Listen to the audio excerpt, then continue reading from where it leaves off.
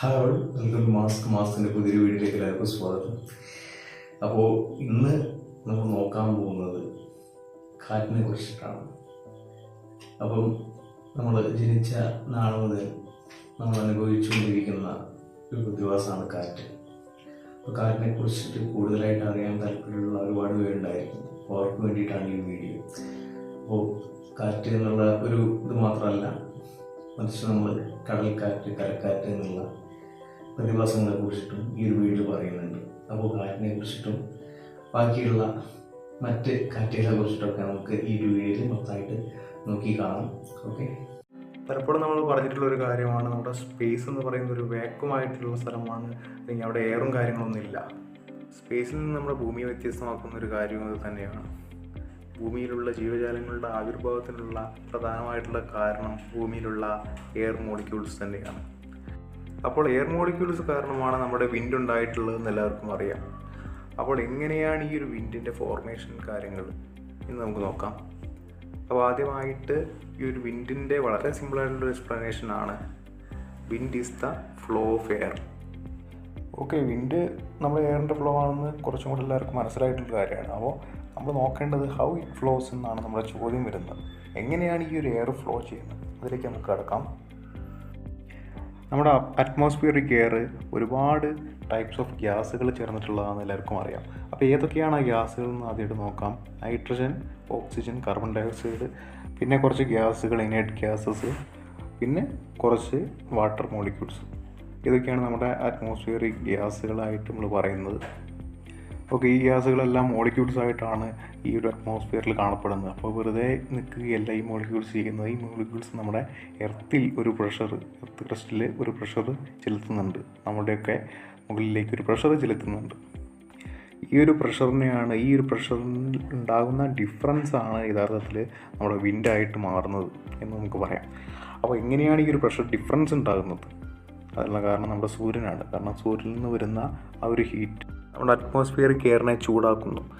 അപ്പോൾ നമുക്കറിയാം, സൂര്യനിൽ നിന്ന് വരുന്ന ആ രശ്മികൾ നമ്മുടെ ഭൂമിയിലേക്ക് എത്തുന്നത് ഡിഫറെൻ്റ് ആയിട്ടാണ് എത്തുന്നത്. കാരണം ഭൂമി കറങ്ങിക്കൊണ്ടിരിക്കുകയാണ്. അപ്പോൾ എല്ലാ ഭാഗത്തും ഒരേപോലെയല്ല ആ ഒരു ഹീറ്റ് ലഭിക്കുന്നത്. അതുകൊണ്ട് തന്നെ പ്രഷർ ഡിഫറൻസ് ഉണ്ടാകും. ഓക്കെ, അപ്പോൾ ഇങ്ങനെയുള്ള ഈ ഒരു പ്രഷർ ഡിഫറൻസാണ് യഥാർത്ഥത്തിൽ നമ്മുടെ ആ ഒരു വിൻഡിനുള്ള പ്രധാനമായിട്ടുള്ള കാരണം. അതായത് നമ്മുടെ ആ ഒരു എയർ ഫ്ലോ ചെയ്യുന്നത് ഹയർ പ്രഷറിൽ നിന്ന് ലോവർ പ്രഷറിലേക്കാണ്.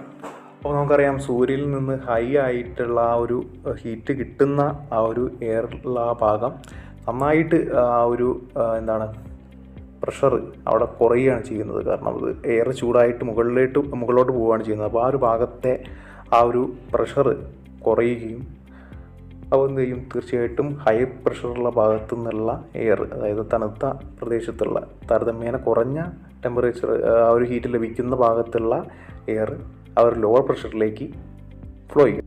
ഈ ഒരു ഫ്ലോയാണ് നമ്മൾ വിൻഡ് എന്ന് പറയുന്നത്. ഓക്കെ, അപ്പോൾ ഇതിൽ നിന്നൊക്കെ നമുക്ക് വളരെ സിമ്പിളായിട്ടുള്ള എക്സ്പ്ലനേഷനിലേക്ക് എത്താൻ പറ്റും. അതായത് wind is the movement of air caused by the uneven heating of earth by sun. അടുത്തതായിട്ട് നമുക്ക് എന്താണ് സീ ബ്രീസ് എന്നും എന്താണ് ലാൻഡ് ബ്രീസ് എന്നും ഉള്ളൊരു കാര്യം, നമ്മൾ സീ വിൻഡ്, ലാൻഡ് വിൻഡ് എന്നൊക്കെ പറയും, ആ ഒരു കാര്യത്തിലേക്ക് നമുക്ക് കിടക്കാം. ആദ്യമായിട്ട് എന്താണ് സീ ബ്രീസ് എന്ന് നോക്കാം. അതായത് പകൽ സമയത്ത് നടക്കുന്നൊരു കാര്യമാണ് ഈ ഒരു സീ ബ്രീസ്. അതായത് പകൽ സമയങ്ങളിൽ നമ്മുടെ കര പെട്ടെന്ന് ചൂടാവും, കടലിനേക്കാളും പെട്ടെന്ന് ചൂടാവുകയും അപ്പോൾ അതുകൊണ്ട് തന്നെ അവിടുത്തെ ആ ഒരു എയർ ലെസ് ഡെൻസ് ആവുകയും അവിടുത്തെ ആ ഒരു പ്രഷർ കുറയാനുള്ള ഒരു ടെൻഡൻസി ഉണ്ടാവും. എന്നാൽ അതിനെ സംബന്ധിച്ച് നമ്മൾ കടൽ നോക്കുകയാണെങ്കിൽ കടൽ പെട്ടെന്ന് ചൂടാവില്ല, അത് മെല്ലെ ചൂടാവുള്ളൂ. അപ്പോൾ ആ ഒരു ഭാഗം ഇപ്പോഴും തണുത്തിട്ടാണ് ഇരിക്കുന്നത്. അതുകൊണ്ട് തന്നെ അവിടുത്തെ ആ ഒരു എയർ ഹൈ ഡെൻസ് ആയിരിക്കും ആൻഡ് ഹൈ പ്രഷർ ആയിരിക്കും അവിടെ ഉണ്ടാവുക. ഓക്കെ, ഈ ഒരു പ്രഷർ ഡിഫറൻസ് ഉള്ളത് കൊണ്ട് തന്നെ ഹൈ പ്രഷറിൽ നിന്ന് ലോ പ്രഷറിലേക്കുള്ള ആ ഒരു എയറിൻ്റെ ഫ്ലോ, അതായത് ഹൈ പ്രഷർ ആയിട്ടുള്ള ആ ഒരു കടൽ ഭാഗത്തുള്ള എയർ നമ്മുടെ ലോ പ്രഷർ ആയിട്ടുള്ള നമ്മുടെ കരഭാഗത്തേക്ക് വീശുന്ന ആ ഒരു പ്രതിഭാസത്തെയാണ് വളരെ സിമ്പിളായിട്ട് അങ്ങനെയാണ് അതിനെ പറയുന്നത്. അതാണ് നമ്മുടെ സീ ബ്രീസ് എന്ന് പറയുന്നത്. അതായത് പകൽ സമയത്ത് കടലിൽ നിന്നുള്ള കാറ്റ് ഇങ്ങനെ വീശും. അടുത്തതായിട്ട് എന്താണ് നമ്മുടെ ലാൻഡ് ബ്രീസ് എന്നുള്ള കരക്കാറ്റ് എന്നൊരു കാര്യം കൂടെ നോക്കാം. അത് നേരെ നമ്മുടെ കടൽക്കാറ്റിൻ്റെ നേരെ ഓപ്പോസിറ്റാണ് കരക്കാറ്റ്. അതായത് ഒന്നുമില്ല, രാത്രി സമയത്ത് ഈ ഒരു കരഭാഗം, നമുക്കറിയാം കരഭാഗം പെട്ടെന്ന് ചൂട് പിടിച്ചാണതുകൊണ്ട് തന്നെ പെട്ടെന്ന് തണുക്കും എന്നൊരു കാര്യം. എന്നാൽ കടൽ ഭാഗം കരഭാഗത്തെ അപേക്ഷിച്ചിട്ട് സാവധാനമേ തണുക്കുകയുള്ളൂ. ഓക്കെ, അതുകൊണ്ട് തന്നെ ഈ ഒരു കടൽ ഭാഗത്താണ് ഇപ്രാവശ്യം കൂടുതൽ ഹീറ്റ് ഉള്ളത്, കൂടുതൽ ചൂടായി കിടക്കുന്നത്. അതുകൊണ്ട് തന്നെ ആ ഭാഗത്തുള്ള എയർ എന്താണ് ലെസ് ഡെൻസ് ആൻഡ് ലെസ് ആയിട്ടുള്ള പ്രഷറും അവിടെ ഉണ്ടായിരിക്കും. അപ്പോൾ അവിടെ പ്രഷർ കുറവാണ്. അപ്പോൾ നമ്മുടെ കരഭാഗമാണെങ്കിൽ നല്ല തണുത്തിരിക്കുകയാണ്, ആ ഒരു ഭാഗത്ത് high dense and high pressure ആയിട്ടുള്ള എയർ ആണ് ഉള്ളത്. അപ്പോൾ എന്താണ്, പ്രഷർ കൂടിയ ആ ഒരു കരഭാഗത്ത് നിന്ന് ഉള്ള ആ ഒരു എയർ തീർച്ചയായിട്ടും കടൽ ഭാഗം, പ്രഷർ കുറഞ്ഞ ആ ഒരു കടൽ ഭാഗത്തേക്ക് അടിച്ച് കയറുന്നു. അതാണ് നമ്മുടെ ലാൻഡ് ബ്രീസ് ആയിട്ട് നമ്മൾ പറയുന്നത്. അപ്പോൾ ഈ ഒരു കാര്യം ഒരു സൈക്ലിക് പ്രോസസ്സ് പോലെ ഇങ്ങനെ നടന്നുകൊണ്ടിരിക്കുകയാണ്.